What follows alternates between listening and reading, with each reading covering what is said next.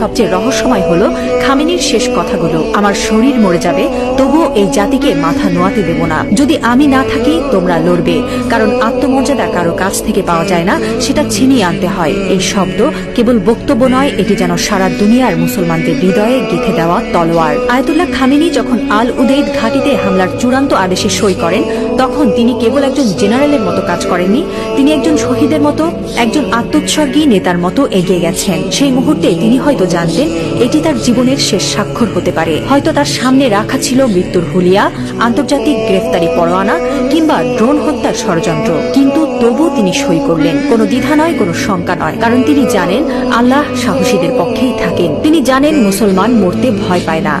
যারা আল্লাহর পক্ষে থাকেন তারা জানে মৃত্যু মানেই পরাজয় নয়, বরং আত্মত্যাগী বিজয়ের শুরু। এই একজন মানুষ এখন আর কেবল ইরানের নেতা নন, তিনি হয়ে উঠছেন সারা বিশ্বের মুসলিম উম্মার প্রতীক। একজন বিশ্বাসী, একজন অটল মুজাহিদ, একজন সাহসী পিতার মতো তিনি বলছেন, আমি থাকি বা না থাকি তোমরা লড়বে। হ্যাঁ মুসলিম উম্মাহ, তোমরা মাথা নিচু করো না। লা ইলাহা ইল্লাল্লাহ, আল্লাহ ছাড়া আর কোনো ইলাহ নেই।